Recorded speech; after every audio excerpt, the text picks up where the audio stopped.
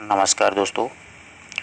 इस वीडियो में देखिए हम विद्यापति की जो पदावली है उसके अगले 5 पद्यों का अध्ययन करेंगे।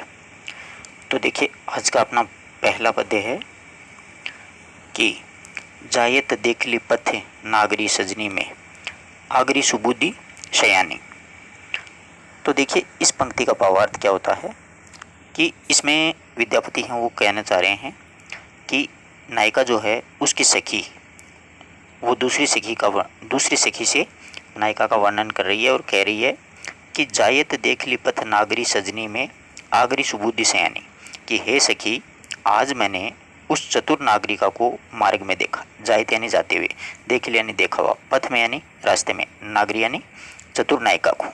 हे सखी मैंने आज उस चतुर नायिका को मार्ग में जाते हुए देखा। वह बहुत ही, आगे देखिए, आगे ही सुबुद्धि सयानी यानी जो नायिका है वो बहुत ही चतुर है, सुबुद्धि यानी बहुत ही बुद्धिमती है, सयानी यानी बहुत ही समझदार है। यानी सभी नागरिक जो हैं, नारियां हैं, उन सभी नारियों में वो जो नायिका है वो सबसे बुद्धिमती, सयानी और शिरोमणि है। तो आज मैंने मार्ग में जाते हुए उस नायिका को देखा जो कि बहुत ही चतुर, बुद्धिमती, सयानी और नारियों में शिरोमणि है। कनक लता सनी सुंदरी सजनी ये बिही निर्माउल आनी। बिही का मतलब यहाँ पर ब्रह्मा से लगाया गया विधि से, यानी ब्रह्मा ने स्वयं ने अपने हाथों से उस कनकलता यानी स्वर्णलता रूपी जो नायिका है उसको स्वयं ब्रह्मा ने स्वर्णलता के समान सुंदर उसे बनाया। यानी बहुत ही सुंदर और बहुत ही सुशील और सुंदर नायिका उसको ब्रह्मा ने स्वयं अपने हाथों से स्वर्णलता रूपी बहुत ही सुंदर बनाया है। वो किस प्रकार की है? हस्तिगमन जका चलित सजनी गे देखित राजकुमारी। आगे देखिए क्या कहती है कि उसकी जो गति है यानी उसकी जो चाल है, नायिका की जो चाल है वो हस्तिगमन, जिस प्रकार से हाथी चलता है मंत्र गति में, उसी प्रकार से वो नायिका जब चलती है तो हाथी की मंत्र गति के समान देखने, और साथ ही में देखने में वो किस प्रकार की लगती है? राजकुमारी, यानी बहुत ही सुंदरी लगती है, बहुत ही मतलब राजकुमारी के समान है, महिमामान दिखाई पड़ती है। वो जब चलती है तो हाथी की सी गति की मंत्र गति, और देखने में वो राजकुमारी के समान लगती है, बहुत ही सुंदर है। जिनकर एहिने सुहागिनी सजनी गे पावल पदार्थ चारी।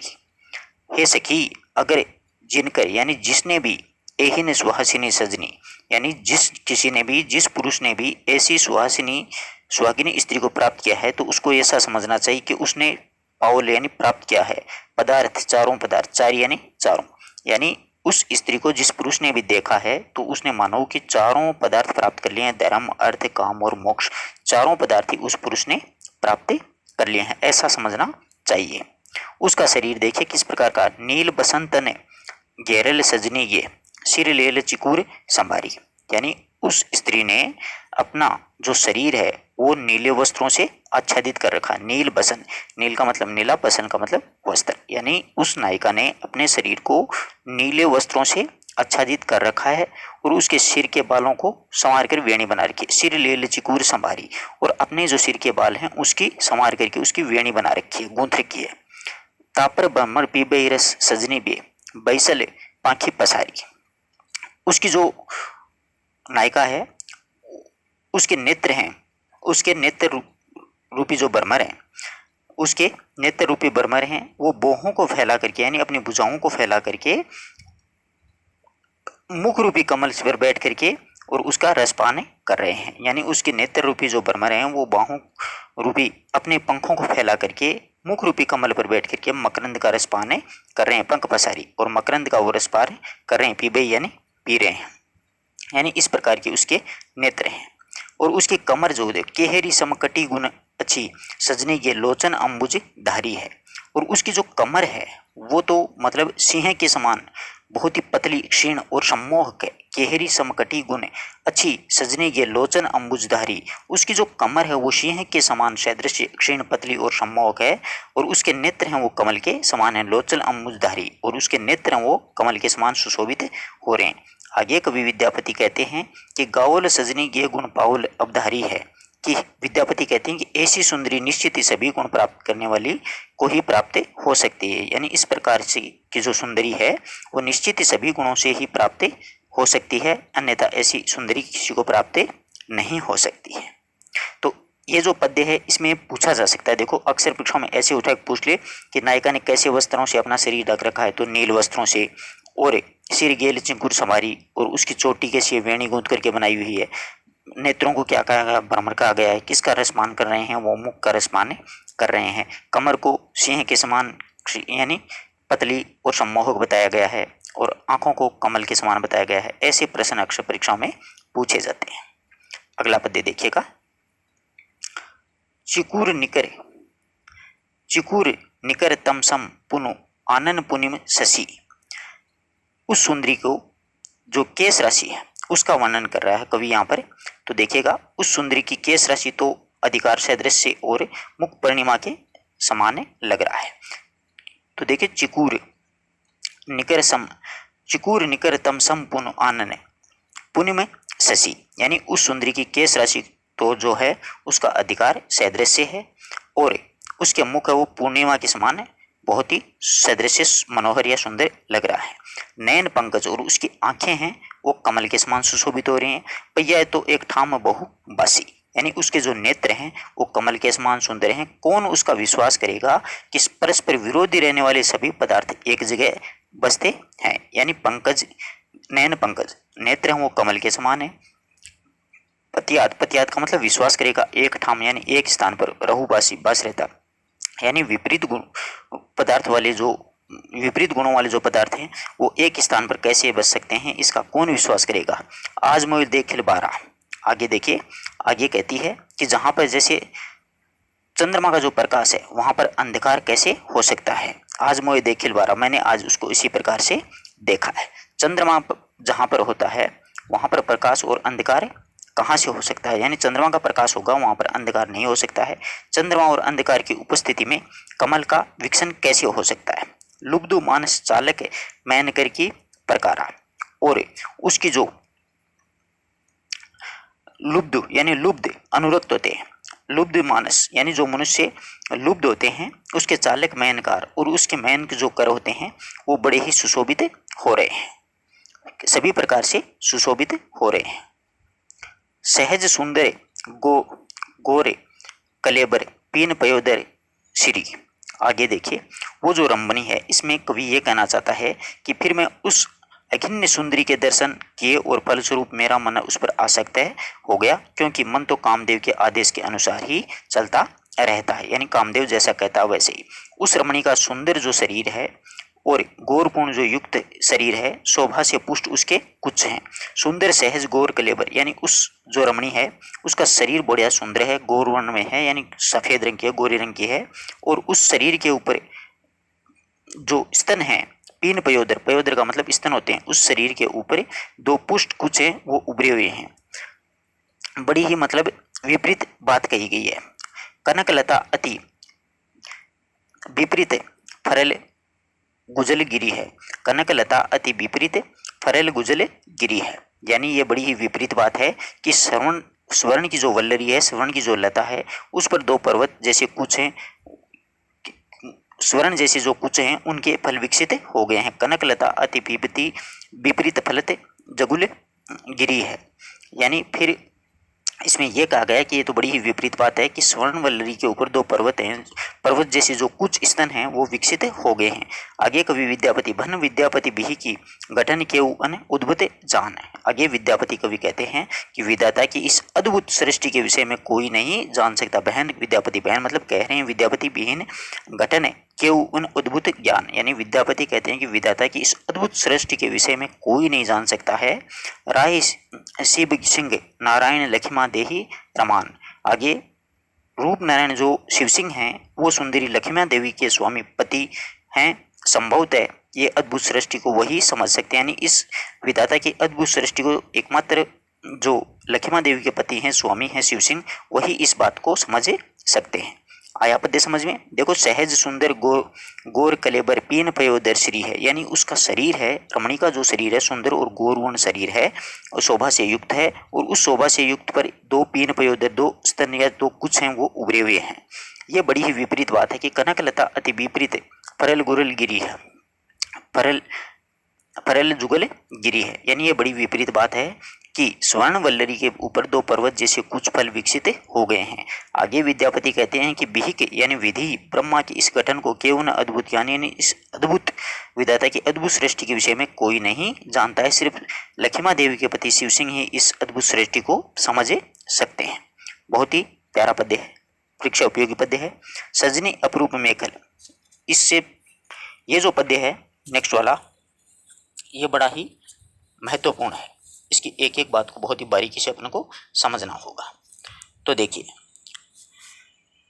सजनी अपरूप पेखल रामा, कनकलता अवलंब उरल हिरणहीन हिमदामा, कि हे सखी मैंने इस अपूर्व नायिका को देखा है। सजनी अपूर्व पेखल रामा, हे सखी मैंने उस अपूर्व नायिका को देखा है।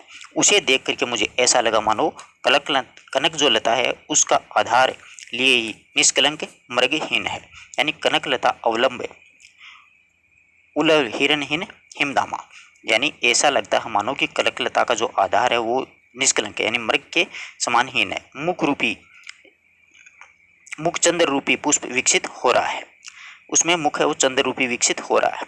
नैन नीलिन दो अंजन रजई वो है विहंगम विलासा है, यानी वो जो सुंदरी है उसका मुख चंद्र रूपी पुष्प विकसित हो रहा है, अर्थात नायिका के स्वर्ण लता रूपी शरीर में निष्कलंक एक चंद्रमा स्वरूप मुख सुशोभित हो रहा है, यानी बिना ही कलंक के एक चंद्रमा सुशोभित हो रहा है, वो बहुत ही सुंदर लग रही है। और उसकी बोह हैं नैन नलिन दो अंजन रंजई मोह विहंग विलासा, और उसकी बोहें नाना प्रकार की मुद्राएं अंकित करती हैं। उन नेत्रों को देख करके ऐसा लगता है मानो विधाता ने चंद्रमा के दर्शन से चकित हुए चकोर के एक जोड़े पर काजल लगा दिया है। ऐसा लग रहा है मानो उसके जो नेत्र हैं वो इतने सुंदर हैं कि नेत्रों को देखकर लगता है मानो विधाता ने चंद्रमुख के दर्शन से चकित हुए चकोरों के एक जोड़े को काजल में पास रस्सी में बांध दिया है। तो देख, चकित चिकिर चोर, चकित चकिर जोर विधि बांधल केवल कारज पासा, यानी उसके नेत्रों को देख करके ऐसा लगता है कि मानव विधाता ने चंद्रमा के दर्शन से चकित हुए चकोरों की एक जोड़े को काजल की पास की रस्सी में बंद कर दिया है और एक स्थान पर स्थिर कर दिया हो। भाव यहाँ पर कवि का कहने का ये है कि नेत्र काजल की रेखाओं से निबंध हैं, पर्वत जैसे उत्तंग उन्नत और बाहरी कुचों को स्पर्श करती हैं।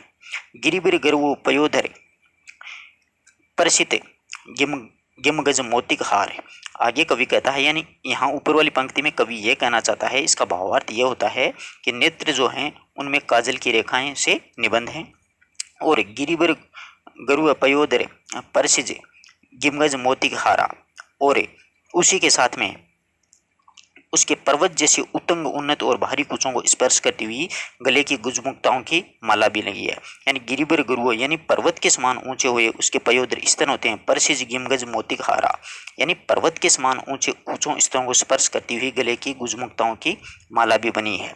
मानो काम कुंभ भरी कनक शंभु परिधारित सुरसरी धामा, काम कुंभ भरी कनक शंभु परिधारित सुरसरी धामा, यानी कामदेव ने शंख यानी कंठ से भर करके सोने के महादेव कुचों का पर गंगा की धारा माला को ढहा दिया हो, ऐसे उसके वो गजमुक्तों की माला है वो सुशोभित हो रही है।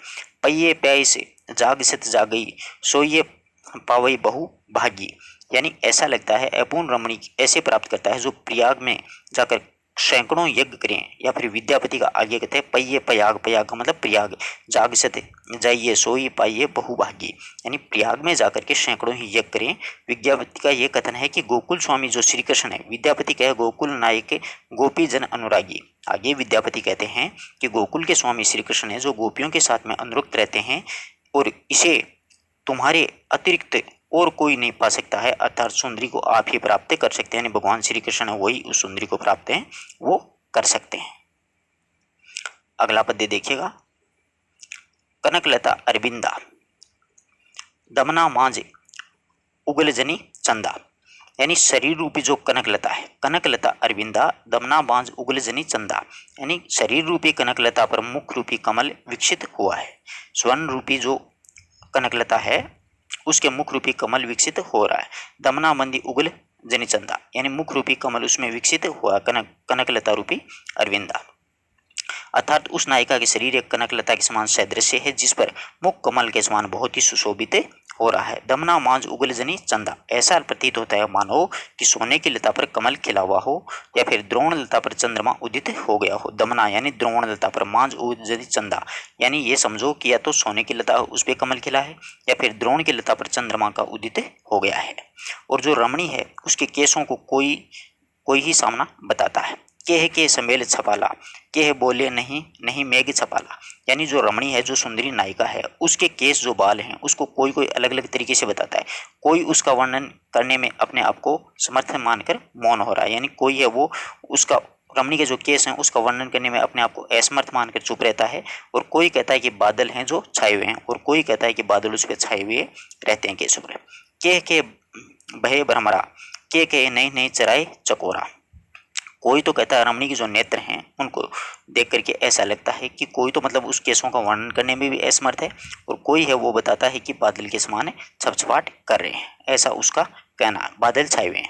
रमणी के नेत्रों को देखकर भी लोग भिन्न भिन्न प्रकार की कल्पनाएं करते हैं। कोई कहता है कि भ्रमर है, यानी कोई कहे भ्रमर, यानी नेत्रों को देख करके कोई तो कहता है कि ये भ्रमर है, और कोई दूसरा होता है वो भ्रमर है, वो चक्कर काट रहे हैं, ऐसा कहता है। और कोई कहता है कि चकोरों का जोड़ा दाना चुग रहा है, और कोई इसमें कहता है कि चकोर हैं वो उस यहाँ पर दाना चुग रहे हैं, और कोई कहता है कि भ्रमर यहाँ पर इधर उधर घूम रहे हैं चारों ओर। संशय परल सब देखी, कहे बोले ताही जुगती बिशेखी, यानी सभी इसका वर्णन करने में असमर्थ हैं, यानी कोई अच्छे से वर्णन नहीं कर पा रहा। अर्थात कवि कहता है कि जो लोग रूप सौंदर्य का वर्णन करने में नवना विधि उद्भावनाएं करते हैं, कोई उसके विषय में विशेष कथन के साथ में कहता है, यानी सभी को संशय हो रहा है, कोई भी ढंग से इसका वर्णन नहीं कर पा रहा है, कोई इसके विशेष गुणगान नहीं कर पा। विद्यापति कहते हैं, बनाई विद्यापति गाबे बड़े पुण्य गुणमति पुनमते पावे।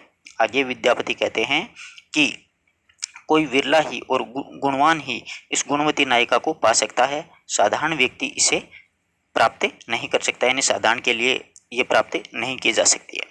अब पद्य को देखिए एक बार फिर से कि कनकलता अरविंदा, कवि कहता है कि कनकलता रूपी मुख पर कमल विकसित हो रहा है। कनकलता रूपी जो शरीर है, उस वो मुख है, उस पर कमल विकसित हो रहा है, कमल रूपी मुख है वो विकसित हो रहा है। और दमना मांझ उगल नहीं चंदा, और कोई इसके बारे में यह वर्णन करता है कि द्रोण लता के ऊपर चंद्रमा विकसित हो रहा है, यानी चंद्रमा का उदय हुआ है। के सेबल छपला, के नाई नाई मेघ छपला, और उसके केसों यानी बालों का जो वर्णन करते हैं तो कोई तो कुछ अलग तरीके से बताता है, कोई उसका वर्णन करने में बिल्कुल असमर्थ है, जो चुप हो जाता है। और कोई कहता है कि बादल छाए हुए हैं, कोई बोले नाही नाही मेघ छपला, कोई कह रहा है कि ये काले काले मेघ बादल छाए हुए हैं।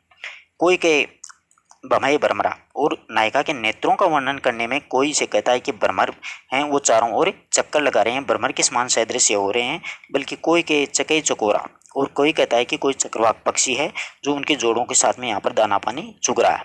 संशय परल सब देखिए, यानी सभी जो लोग वर्णन करने वाले हैं वो संशय में है, कोई भी ठीक से वर्णन नहीं कर पा रहा है। कहे बोले ताही जुगती बिशेखी, और कोई अपना उसका रूप सौंदर्य का वर्णन करने में नाना विधि जो उद्भावनाएं होते हैं वो करते हैं। आगे विद्यापति कहते हैं कि बिरला ही या फिर पुण्यवान ही इस गुणवती नायिका को पा सकता है, पुण्य मत पावे, यानी कोई बिरला या फिर गुणवान जो व्यक्ति है वही इस नायिका को प्राप्त कर सकेगा।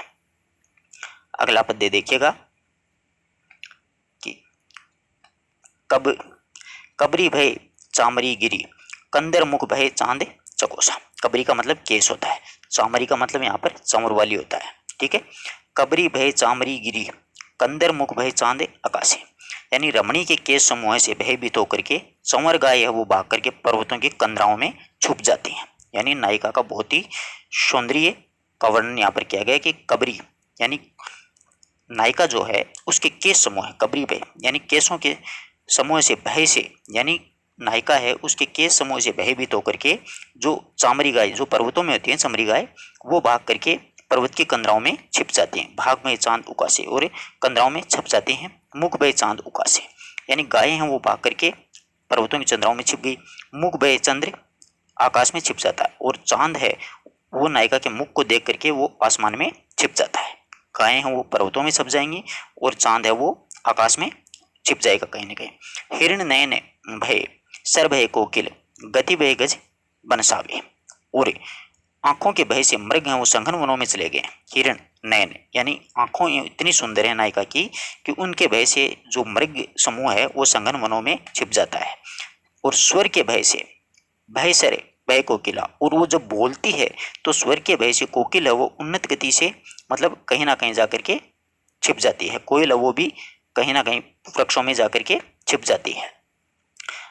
और गति भय गज वनवासी, और वो जब चलती है मंत्र गति से तो गति के वजह से हाथी होते हैं वो भी अपना निवास स्थान छोड़ करके वनों में चले जाते हैं। देखो नायिका कितनी सुंदर है कि चामरी गाय हैं वो तो उनको देख करके, उसके केसों को देख करके पर्वतों में छिप जाती हैं, और मुख को देख करके चांद आकाश में छिप जाता है, और नेत्रों को देख करके हिरण होते हैं वो जंगलों में भाग जाते हैं, और जब वो बोलती है तो कोयल होती है वो भी झुरमुट में छिप जाती है, और जब वो चलती है तो उसके मंत्र गति को देख करके हाथी होते हैं वो भी वनवास में यानी वनों में जंगलों में चले जाते हैं। सुंदरी की ये मोही संभासी ने जाए। आगे कवि क्या कहता है कि सौंदर्य के क्षेत्र में यानी वह दूसरे शब्दों में अपन ये कह सकते हैं कि कोई उसके सम्मुख स्थिर नहीं हो पाता। उसका सौंदर्य की तुलना इन उपमानों से सौंदर्य सारे के सारे है यानी कमजोर दिखाई देते हैं। सुंदरी के मोहि संभासी ने जासी, उसके सौंदर्य के सामने कोई भी उपमान है वो टिके नहीं सकता। हे सुंदरी तुम्हारे भय से सब दूर पलायन कर गए, यानी सारे के सारे दूर चले गए हैं, कोई भी अपनी जगह टिकने को नहीं है। तू अब ये है सब दूरी प्रायल तू हूँ पुण्य का ही डरासी। आगे देखिए, तुम्हारे भय से सब दूर पलायन कर गए हैं, सौंदर्य के रण क्षेत्र में अब तू पूर्ण रूपेण विजयी हो गई है। तू भय यानी तुम्हारे भय के कारण, तुम्हारे डर से सारे के सारे दूर पलायन कर गए हैं, तू पुण्य का ही डरासी। परंतु फिर भी तुम मैंने इस सौंदर्य के रण क्षेत्र में पूरी तरफ से विजयी हो गई हो, फिर रुक करके क्यों मुझसे बात नहीं करती हो, फिर भी तुम मुझसे बात क्यों नहीं कर रही हो। कुछ बे कमल कोरस जल मुंदी रूह घटे परवेश हतासे। आगे देखिए, तुम्हारी कुचों की जो घूंटियां को शोभा को देख करके कमल की कलियां हैं वो सशंकित हो गई हैं, यानी तुम्हारी कुच हैं, तुम्हारी स्तन हैं, उनकी घूंटियों को देख करके, उसकी शोभा को देख करके कमल की कलियां हैं वो भी संकित हो गई हैं, जो कि जल के अंदर छिप गई हैं। यानी जल मुदी रऊ घटे प्रवेश हाथा से, और वो जल के अंदर वो कमल की कुटियां वो छिप गई हैं। और तुम्हारे पयोदर की सुगढ़ता का अवलोकन घट भयपूर्ण होकर के अग्नि में वेस्ट हो गया है, यानी तुम्हारे पयोदर, तुम्हारे स्तन, तुम्हारे कुछ जो हैं वो बहुत ही सुशोभित हो रहे हैं। और तुम्हारी दंतावली दाढ़ी में सिर फिले गगन बास से करूं शंभु गरल करूं आसे। और तुम्हारे दंतोली यानी दांतों को देख करके अनार है वो कुचों की गोलियों को देख करके बेल के फल सुंदरता को प्राप्त नहीं कर सकेंगे के कारण आकाश में निवास करने लगे हैं। दाढ़ी में श्रीफल गगन बास करूं सुम्फल गरुण कर आसे, यानी तुम्हारे दांतों की मुस्कान को देख करके अनार जो हैं और कुचों की गोलाई को देख करके बेल के जो फल हैं वो सुंदरता को प्राप्त नहीं कर सकने के कारण आकाश में निवास करने चले गए हैं।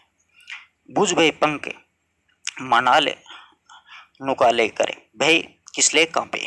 आगे देखिए, और तुम्हारा जो है सुडोल गोल जो शरीर है अर्थात वृक्षों में, और तुम्हारा गोर सुडोल गिरवा को सौंदर्य से शिव ने अपनी गिरवा को कुरूप बनाने हेतु विस्पान भी कर लिया गया है। भुज पे पंकल मनाल नुके कर भय किसले कांपे। और इसी प्रकार से तुम्हारी ये भुजाओं की जो शोभा है उसके भय से कमल नाल है वो कीचड़ में छिप गया है। भुज भय पंख मनाल नकुलाए कर भय किसले कांपे, यानी तुम्हारी जो भुजाएं हैं उनकी शोभा से भय से भयभीत होकर के कमल नाल कीचड़ में छप गए हैं। और हथेली जो हैं वो भय से वृक्षों के नवीन पखुड़ियां कंपित हो गई हैं। कविशेखर विद्यापति के लिए आया, कविशेखर भर करकत ऐसन कबन मदन प्रतासे। आगे विद्यापति कहते हैं ये सब तो कामदेव के प्रताप स्वरूप ही हुआ है, अर्थात यौवनागमन के साथ ही कामदेव ने उस सुंदरी के अंग प्रत्यांग को इस प्रकार का अपूर्व सौंदर्य प्रदान किया है। इस प्रकार से अपन ने विद्यापति की पदावली के 5 पदों का अध्ययन किया है। आशा करता हूँ कि आपको बात समझ में आई होगी। किसी प्रकार के पद्य में कोई दिक्कत हो तो आप लोग पूछ सकते हो। धन्यवाद दोस्तों।